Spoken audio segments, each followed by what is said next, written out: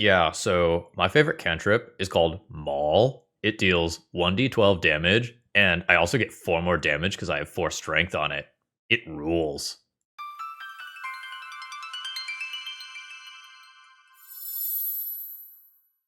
Hello folks, Phil Gallagher, aka Thraben, you here for another Pathfinder Second Edition video. Welcome to the Melee Spellcaster Guide. This is going to be a fun one. So, I am going to show you today how to turn a full spellcaster into a martial character that can bonk real hard and survive in the front lines. Note here, we're not taking the easy way out today. We are not just saying, oh, build a war priest cleric, build a magus. That is not what we are doing.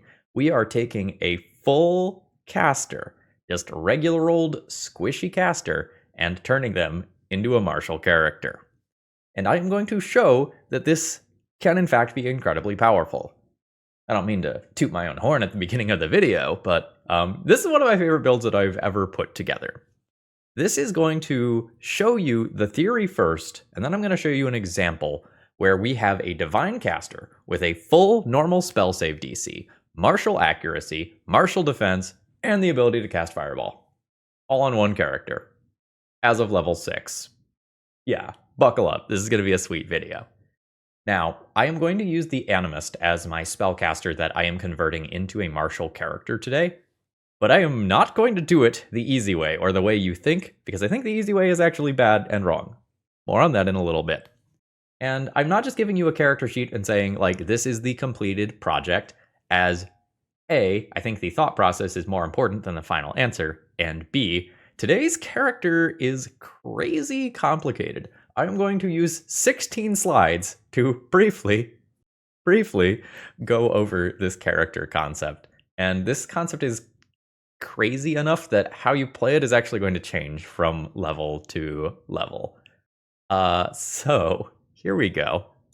And I very briefly want to go back to my previous video for a second called Making Impossibly Strong Characters, where I outlined my sort of internal thought process for building characters. And the portions of this that I have starred are the portions that I am really going to focus on in today's video.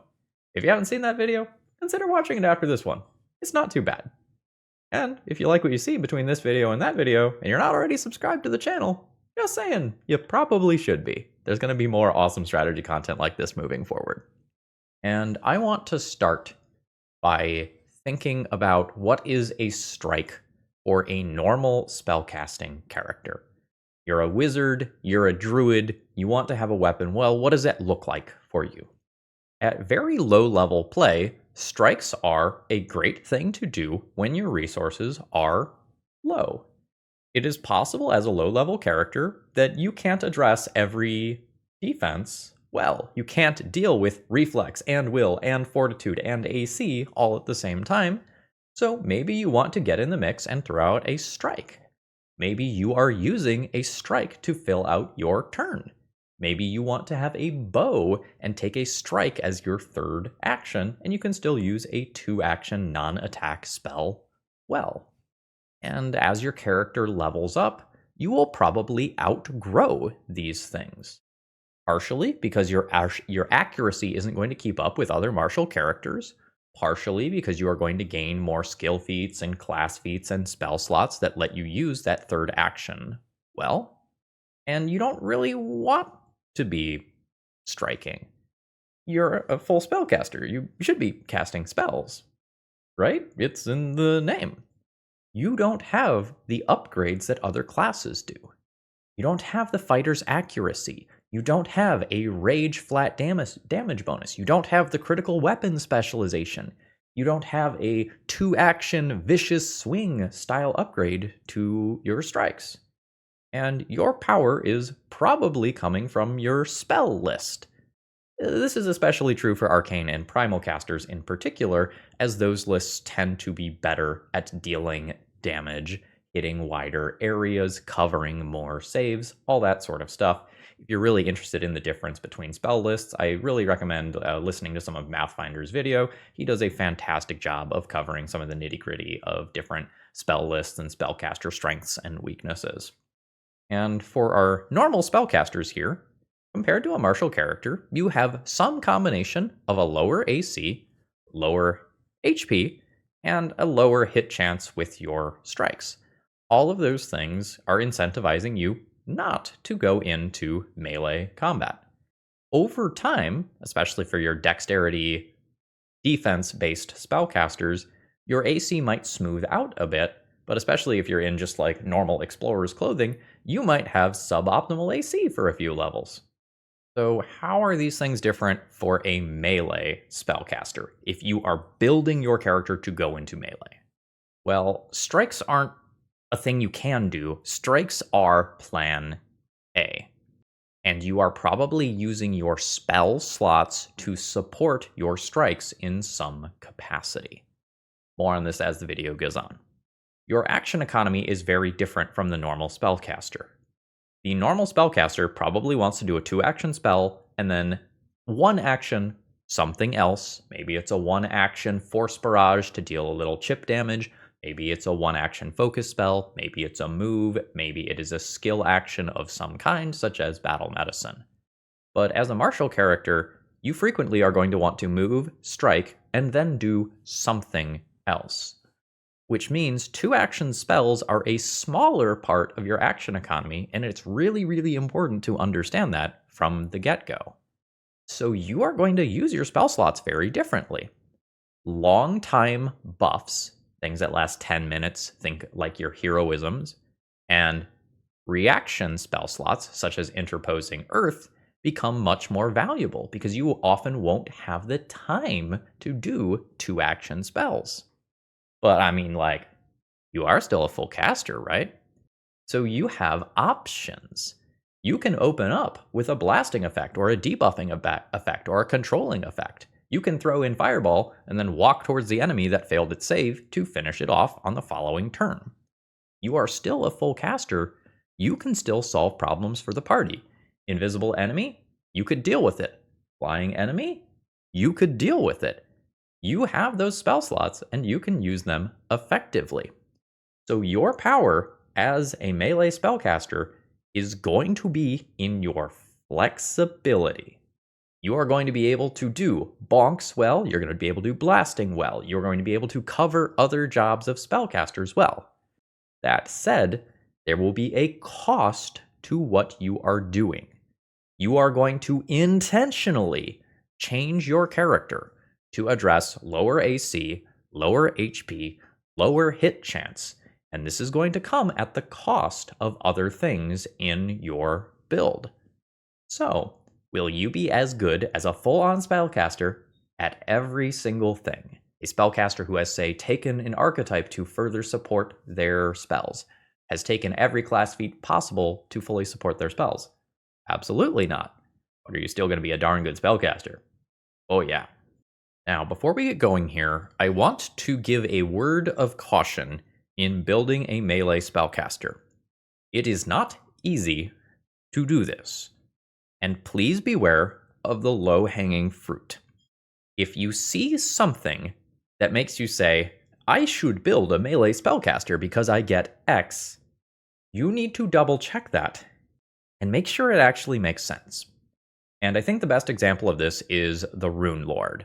This is a class archetype for the wizard that was recently released that gives you proficiency in polearms and spears.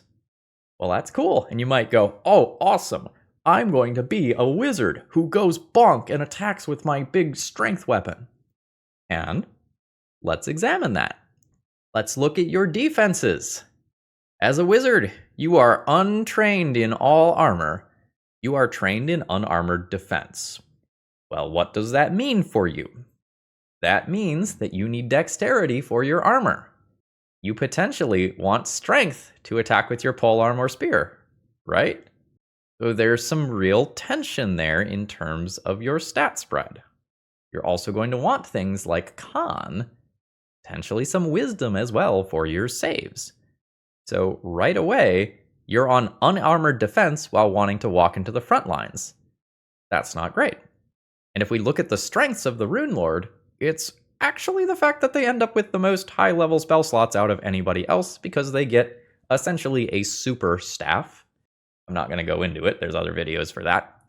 And one of the biggest strengths of the Rune Lord is that they have exceptionally good focus spells.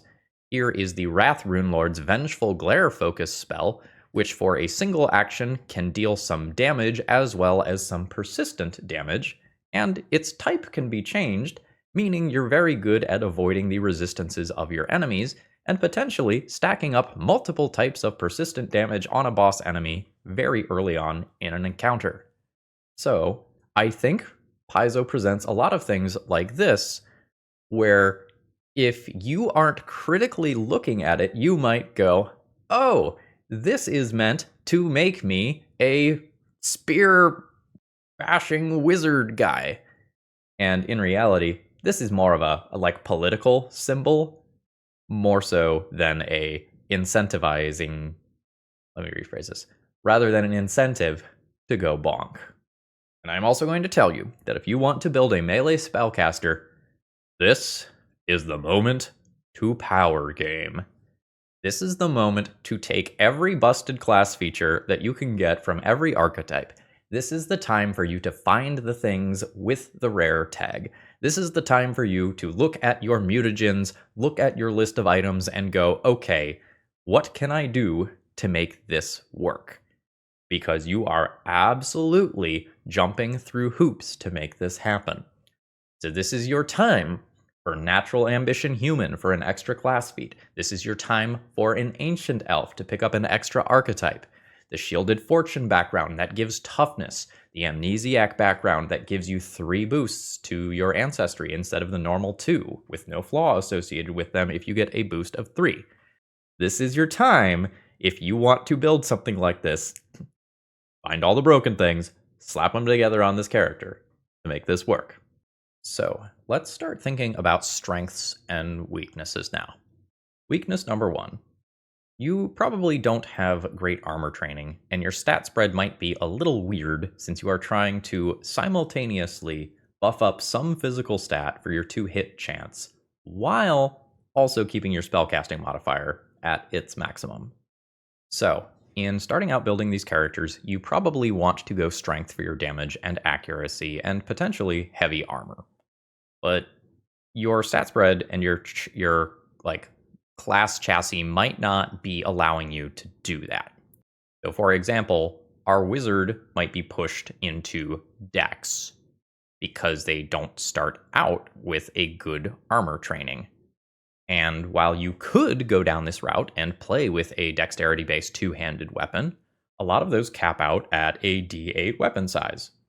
And I think if you are going to try to make this idea work, that you want to be bonking with a D10 or a D12. So how do we convert these characters into strength-based characters? The armor training general feat can bump up your level of armor proficiency by 1. So if you have medium armor proficiency, like say an Animist might, you can jump directly into heavy armor, which is where you want to go. And there are other ways to go and get archetypes that have armor proficiency in them, such as the Champion or the Sentinel.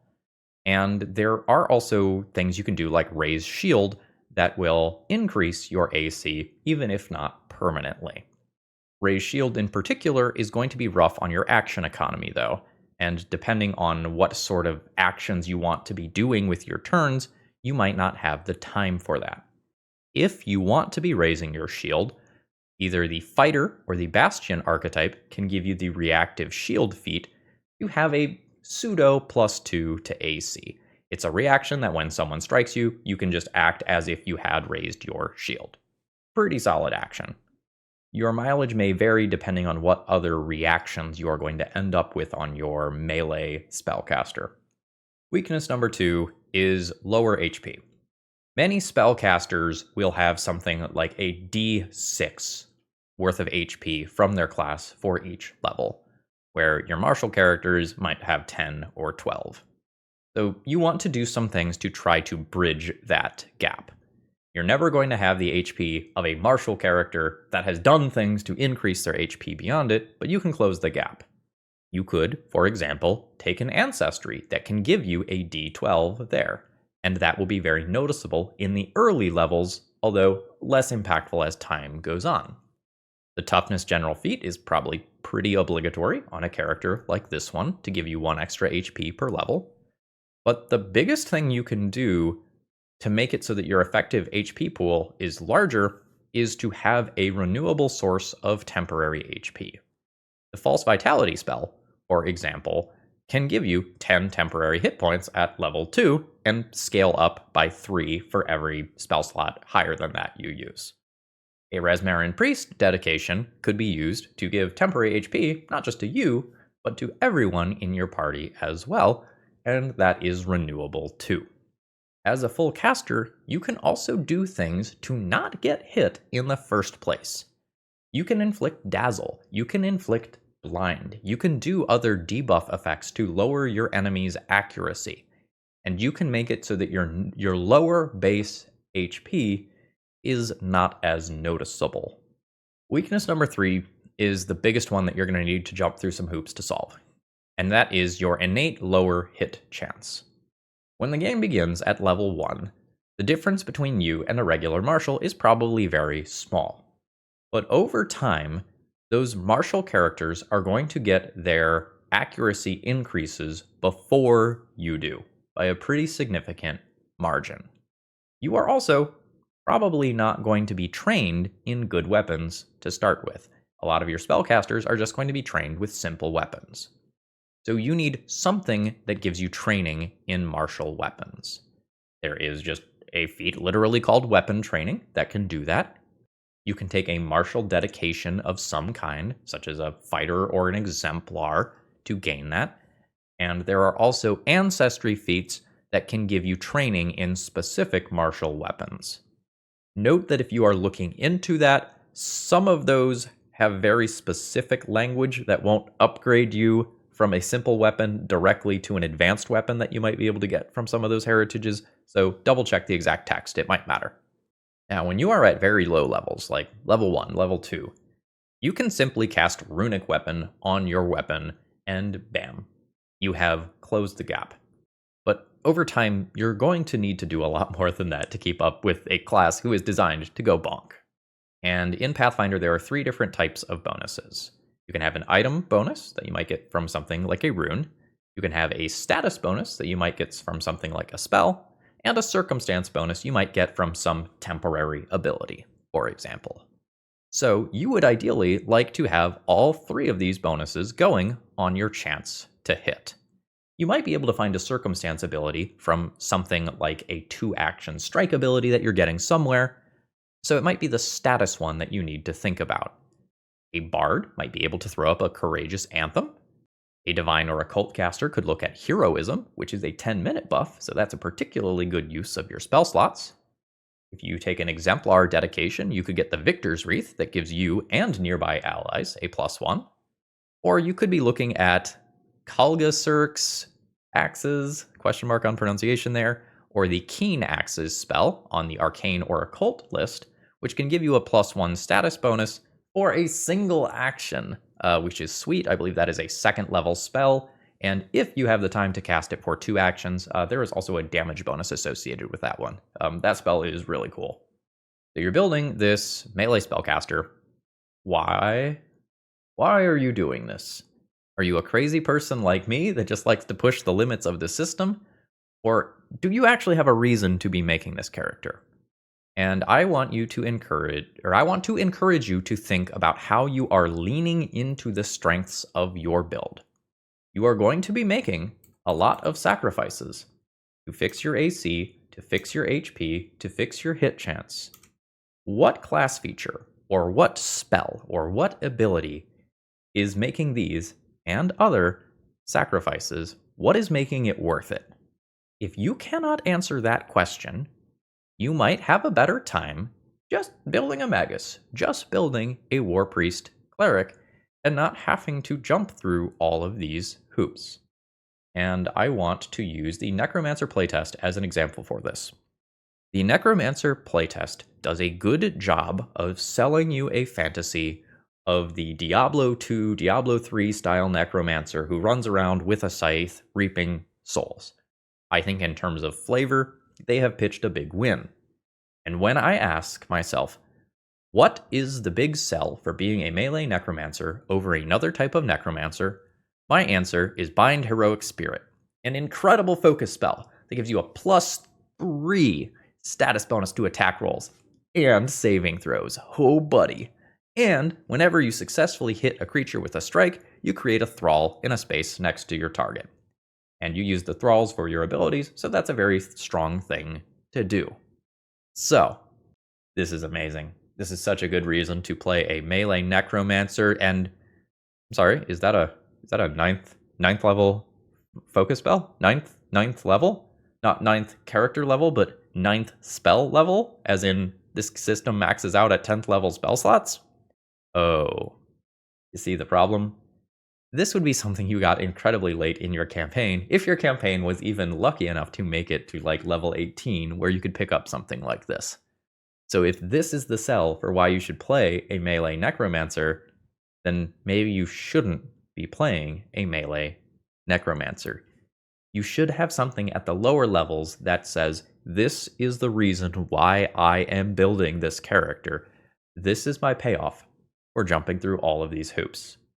And with that, that's the end of the practical theory section, and now we are going to apply it, and we are going to use all of these things that I just talked about to build an absolutely busted melee Animist. And I'm excited about this one, so let's do it. Okay, so let's start by eliminating the low-hanging fruit, which is the easy way to build a melee Animist. So I'm going to do a long story short here. Long story short, Animists can attune to 2 to 4 apparitions. The apparitions are going to give them some focus spells and some abilities such as lores. So, it's more complicated than that, but that's good enough for today. The Animist is sweet. I think it is one of the best classes in the game. Please look into the Animist if you enjoy the details of today's build. So, one of these apparitions is called the Witness to Ancient Battles, which gives you the Embodiment of Battle focus spell, which turns you into a baby fighter. You get a +1 status bonus to attack and damage rolls, and you gain the reactive strike reaction. Sounds great, and at a glance, I think you would go, this is how I turn this into a melee character. But you also take a -2 penalty to your spell attack modifiers and your spell DCs, which is a pretty big deal. And while this can get up to a coveted like +3 bonus at a 7th level spell, I think in the early game, this is not something you want to be doing. A status bonus is easy enough to replace. This is a sustained spell, meaning that it wastes one of your action every turn to get this basic martial prowess. It's giving you a reaction. I think we're going to have access to better ones from elsewhere. And this eliminates a ton of your flexibility by lowering your spell save DC. This is like getting kicked down from being an expert caster to being a trained caster. This is a really big deal. This is very good if you want to bonk for one day. You're told, oh, the enemy in this tomb is immune to all magic. You go, don't worry, today I've got an axe. And that's awesome. That's such a cool thing to be able to do. And this is very, very good. One of your party members can't make it to the session. You need a frontliner for the night. Ta-da, you're a frontliner. But if you are building your character to be a martial character, I think we can do better than this one. And so we want to start thinking about multiple paths to the same goals. And I was immediately drawn to a different apparition, the Reveler in Lost Glee, which gives you the Trickster's Mirror focus spell. Again, this is sustained, but I think you get more value out of sustaining this one. This is basically the mirror image spell. When you cast this, you get a mirror, and you're going to get another mirror each time you sustain the spell. And every time someone attacks you, they have a chance of hitting the mirror other than you. And you can make up to 3 mirrors, and when you have 3 mirrors, there's only a 1 in 4 chance of any attack hitting you. When someone destroys one of these mirrors, they're going to take a little bit of mental damage as well. And there's actually a ton of different apparitions. So you could build your melee Animist to have the highest chance to kind of dodge an attack. Or you could try to use misfortune effects. You could attune to the imposter in hidden places to get the discomfiting whispers, not discomforting, but discomfiting whispers focus spell. Each creature that starts their turn within the area of the spell must succeed at a will save or roll with disadvantage on their first attack each round. And if they fail to hit you, they're also going to take a little bit of void damage, which is cool. You could instead attune to the Monarch of the Fey Court to get a really sweet aura in a 10-foot emanation. The first time an enemy enters the aura, or if they start their turn within it, they have to succeed at a will save or become confused. You can do this from level 1 for 1 round. While confused by this effect, and this is the big one, the creature's confused actions never include harming you. Never. Holy crap. That's strong. Note here, there is the incapacitation trait on this one.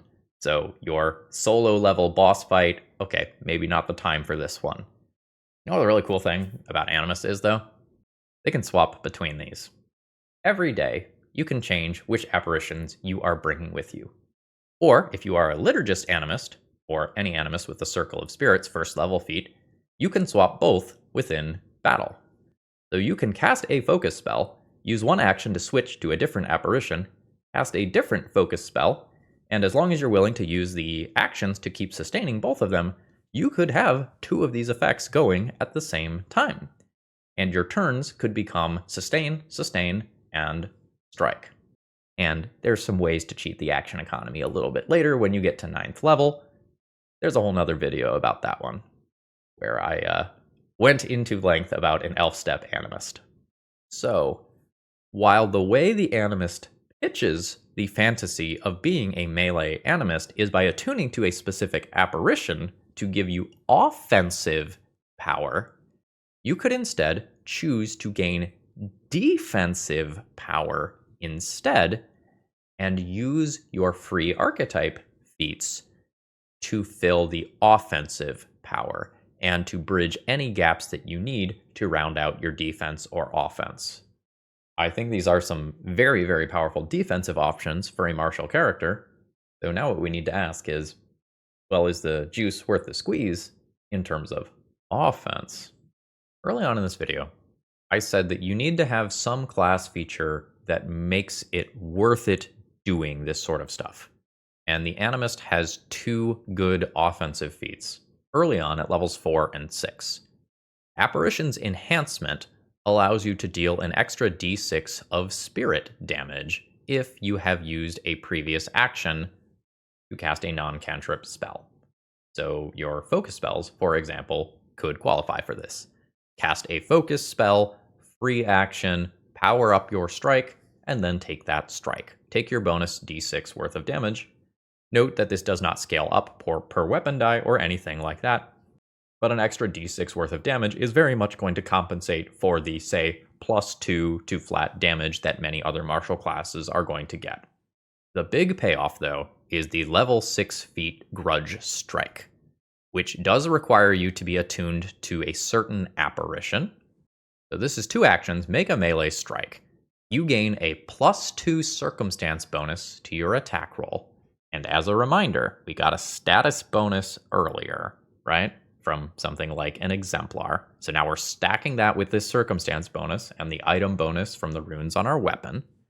And you're going to deal an additional 2d6 void damage to the target, or if it's an undead or something that wouldn't be hurt by the void damage, you can do 2d6 vitality damage instead.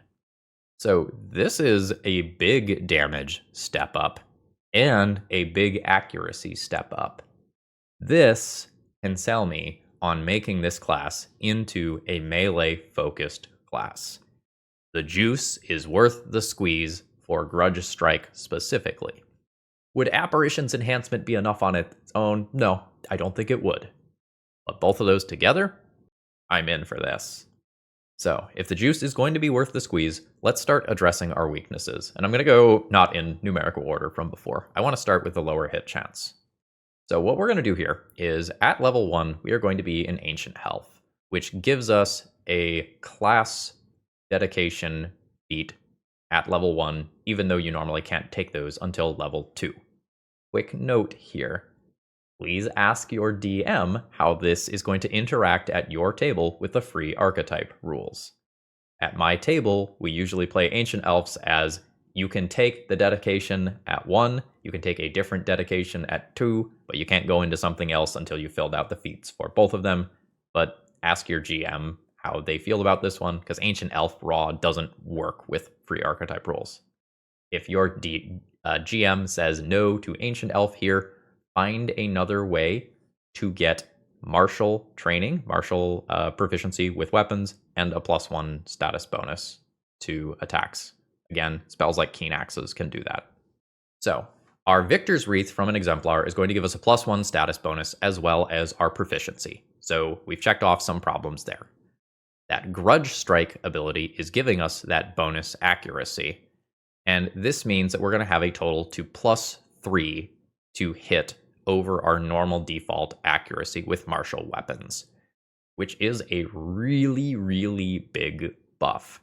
That means that we are going to be hitting at roughly martial proficiency. You can chart it out, and it goes up and down at certain levels depending on when people get trainings, but it is a really, really big swing. So how are we going to solve our AC problem? We are going to take the Champion dedication. As an Animist, we start with medium armor proficiency, so we only need to get that 1 bump up to go into heavy armor. The Champion dedication requires 2 strength and 2 charisma. This means that we're going to just completely ignore dexterity as a stat. So we're going to go strength for our accuracy and our damage on weapons, and we have the bulwark trait on our heavy armor, meaning that our saving throws, at least against damaging effects, are not that bad. The Champion dedication is also going to serve some secondary purposes, especially giving us a reaction, because if we're going to ignore the Witness to Ancient Battles, we do need a good reaction to replace Reactive Strike. We're also going to use our first level Ancestry feat to become a Nimble Elf to balance out the speed penalty that comes with wearing heavy armor. So we can actually be faster than the normal 25 feet of movement while wearing heavy armor. Big plus. Next up, we have to figure out what to do about our lower HP. The Toughness General feat will help, we'll take that. The biggest thing we can do is at level 4, we can take the Champion Resiliency feat. And this is going to give us 3 additional hit points for each Champion Archetype class feat that we have. And this helps out a lot. This is going to be a very, very healthy amount of padding. Animist spellcasting is a little bit weird. We're a Divine Caster, except when we aren't. Your spell slots are going to be split between normal Divine slots and some slots that are given to you specifically by your apparitions. Beyond the scope of the video today to go into that, so look into it if you're curious. But we can just have a bunch of max rank heals, or 1 below max rank heals to help out with the fact that we might get bodied in combat.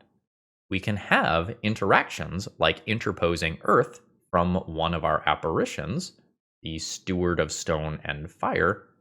Depending on what level we're at, it's a little complicated. And you can also, beyond this, just use other defensive focus spells, like the ones we talked about before, to compensate for your innately lower hit point total. The next weakness is one that we didn't talk about at the beginning, because it's a weakness we made for our character by not taking the easy way in character creation. And that is the fact that we removed our best possible reaction. Luckily, we have a Champion dedication so that we can get the Champion reaction, which is one of the most busted features of the Champion, and for some reason, we're allowed to just get that at level 6 on any character. Is it busted? Yeah. Are we going to take advantage of it? Also, yeah. But this creates another fork in the road where we have multiple paths to the same goal. And you need to ask yourself, well, what sort of champion am I going to be with this dedication? The Justice cause makes you want to strike. Your Retributive Strike reaction says that if your ally and the enemy that hit them are both in your aura, you can give that ally resistance to all damage against the triggering damage equal to 2 plus your level, and if the enemy is within your reach, make a melee strike against it. So, you want a reach weapon to take advantage of this fact. And there is a follow-up feat that you can take a little bit later to step before doing this to increase your reach for this reaction further. So you have now dedicated yourself to using something like a polearm, a guy's arm, for example. Well, this has the trip trait now. So now that means that you are going to want to train your athletics skill, which is not something you might do on every strength-focused character, because if your weapon doesn't actually have the traits associated with the athletics actions, you're not doing them unless you have free hands, which as a two-handed weapon big bonk user like you are, you maybe won't be doing. So let's contrast this with another option. You could go the grandeur cause instead for the flash of grandeur reaction. Like the other one, it does give resistance to an ally, but instead the attacker is affected by revealing light, which dazzles them. So maybe you want to use a maul or a greatsword or some other D12 weapon with this. You want to maximize for your damage. And there is a follow-up feat for this reaction that also makes the person affected by the revealing light off guard. And if you are attacking with your +3 above normal melee spellcaster bonus, and your enemy has 2 lower AC, you've got a decent chance to crit. And so that extra damage from the larger hit die is more relevant here. But those D12 weapons don't have cool traits like reach. So you actually could end up playing a very different looking character despite clicking one box differently at level 2 of character creation. This character might not even train athletics at all unless you want to be doing some things like leaping, which you might later on at 9th level. Liturgists are sweet. So let's talk about spell selection. As you are a full spellcaster, what might your spells look like? This is something that you might have around, say, 5th or 6th level. You could have some one-action spells that you could use to round out your turn, such as Shield or Guidance. You could have some things that buff you or debuff your enemies. The Infused Vitality, for example, can be great. It can add some positive damage if you are fighting against undead, and you can spend more actions to use that on your allies as well. You could use a spell like Bless, Benediction, Malediction, or Bane to generate an aura that either buffs you or debuffs your enemies. You can have a few slots of heal, or you could do a big damage spell that's also associated with your strikes. The Organ Sight spell, for example, can be used on creatures with organs, and essentially you use an action, you do, I believe it's a medicine check, and if you succeed, you deal a bunch of extra precision damage the next time that you hit that creature. And it is a sustained spell, so you could then keep doing that every turn to keep the big dammies coming as you chop down your enemy in melee range. Spells on the left that I just talked about would be from your prepared Animist slots. And the stuff on the right might be what you have from just being an Animist based on your attuned apparitions. These are going to change quite a bit. My secondary one that I have attuned to on this specific day is the Steward of Stone and Fire, which gives you 2 really good spells. The first level Interposing Earth reaction, which can keep you from taking some damage, and the 3rd level Fireball spell, which I probably don't need to talk about very much because it's Fireball. So you can be attacking at martial accuracy while having heal spells, while casting fireballs, while having reaction spells, and you just as easily could use some of these slots to solve specific problems. For example, I still have Laughing Fit here, which I could use to stop reactions? Yes, stop reactions, potentially also slowing the enemy or even dropping them prone on a critical failure. So we are building an incredibly well-rounded character, despite the fact that we are funneling ourselves into melee. So putting this together, what does this character actually look like? At level 6, we can be striking with either a D10 or a D12 weapon, depending on what we decided about our champion's reaction.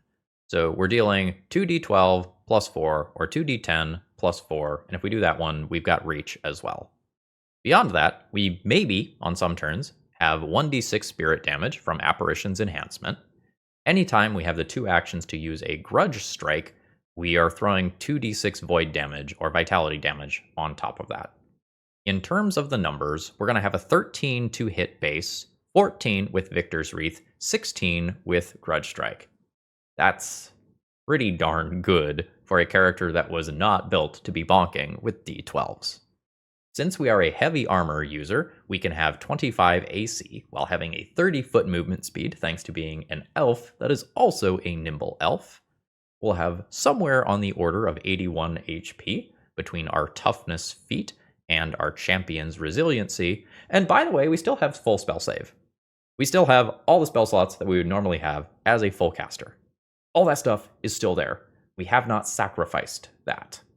This is pretty busted. But were there costs associated with this? Oh yeah. I've got a list. Of costs here. Number 1, you're going to be losing a lot of flexibility in your Animist. The Animist is one of the most powerful classes in the game. I think that is objectively true.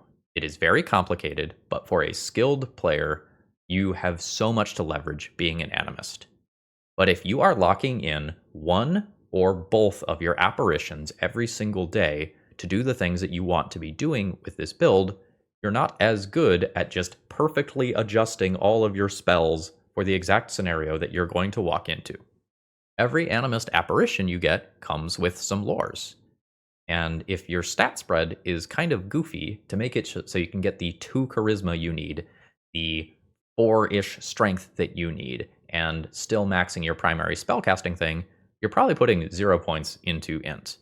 Meaning the lores that you are taking are far less potent than they might be otherwise.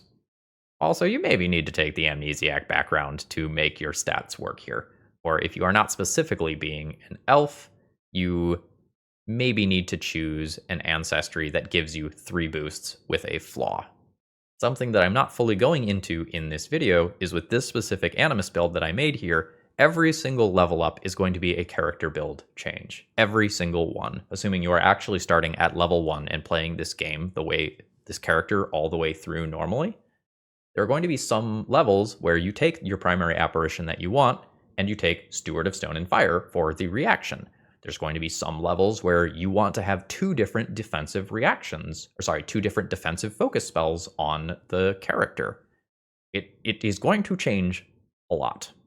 One of the strongest focus spells is the Garden of Healing focus spell, which comes from the Custodian of Groves and Gardens, which is otherwise not offering good things to this specific character build, but it is probably the singular best out-of-combat healing thing that exists in the entire system. 1 minute, no check, no possibility of failure. Your character's entire party should be healed to full. Also, if you are going to be at a level where you want to have 2 different defensive focus spells, that means that you are not taking Steward of Stone and Fire, meaning you don't have interposing Earth, and you don't have access to Fireball at those levels. If you are playing a 2-handed weapon user in some way, which we are, that means that we don't have a free hand, which, while it doesn't sound like a big deal, you are a wisdom-associated class, meaning that you could be very strong at the medicine skill. But that's probably something that you wouldn't be doing, at least not taking the follow-up feats for, with this character. Your Animist class feats are also pretty locked in with this, meaning that you can't take some of the really cool and generically powerful ones, at least not on curve. For example, there is an incredibly powerful one, I believe, called Medium's Awareness, that makes you very, very good at perception checks for initiative. While a normal caster might be using a staff or a wand for extra in-combat spell slots, that's not something that you can be doing. You can have those things stored on your person, in your backpack, you can carry with all your strong muscles, but as far as in-combat extra spells, not so much. Animists really like picking up the Electric Arc cantrip from something like a Druid cantrip, so that you can do 1-action blasting focus spell, 2-action Electric Arc, and have a lot of steady output, especially at low levels before you have a ton of spell slots. That's not happening here. Also, this build comes online slowly. Your dedication feat is a really big deal. You don't have that. You don't have both of them, at least, at level 1. You get the second one at level 2. Your reaction that you're getting comes online at level 6. And it's really only at level 7, when you can be attuned to 3 apparitions at the same time, does the build fully smooth out. So this is an incredibly strong theoretical build that will be awesome if you start at, mid levels when you are doing your campaign, but there is a very real cost of doing business here. But, and here's where we get to the Animist being absolutely cracked as a character class, on any given day, you can just say, nah, not today. Today I don't want to hit with D12s. Today I need to be a full spellcaster. I know we're going against things that are highly resistant to physical damage. Well, cool. Change your apparitions. Go into blasting mode. Re-prepare your spells for the day. Changing what you are going to do. No more of this support stuff that you're doing on any given day. Go blast. Go debuff instead. And on those days, you are a caster in heavy armor with a disgusting reaction still. And guess what? Some of your feats have the wandering tag. So your grudge strike that you are building around, which also comes online at level 6, by the way. Again, build doesn't take off early. Your grudge strike has the wandering tag, meaning that you can retrain it at the beginning of the day. So on those days where you are not going to go bonk, you just go and you take something else broken instead. And this is the biggest strength of this melee Animist, is that you build to do this, but when you know this isn't going to be good, you just lean on your spellcasting. And there's the mic drop. There's the big take-home message. This is why this build is pretty busted. Folks, I hope you enjoyed this one. I had a lot of fun putting together this video. This is a build that I am very excited to actually try out. This is a strong contender for what I might do in my next campaign. If you made it this far in the video, please consider giving me a like, a comment, a subscription on your way out. I hope you have a wonderful rest of the day. See ya. Okay, so I know I just mic dropped and walked off stage, but after sleeping on this video overnight before getting around to editing it, I decided we need one more small section at the end here. And I want to show off some resources that I made for the Animist. This will be linked in the video description. This is probably going to be very small on your screen because there's a lot of information here. This is a reference tool I made when I was first playing the Animist. And on this first tab here is everything you need to think about the Animist at level 1. Because it can be really overwhelming to think, what lores am I getting from where? Which focus spell was on which one of these? Which spells am I getting? So here are your cantrips, your spells, your focus spells, and a brief description of each one of those focus spells for level 1. So if you're intrigued by what is in this video today and you want to start crafting your own Animist, this will be very helpful. But then I realized something that I was really trying to drive home in this video was that flexibility is good. Even if you are trying to build a melee version of an Animist, you still just have access to all of the spells and all of the spellcasting features that the Animist has to offer. So let's look at that at a glance.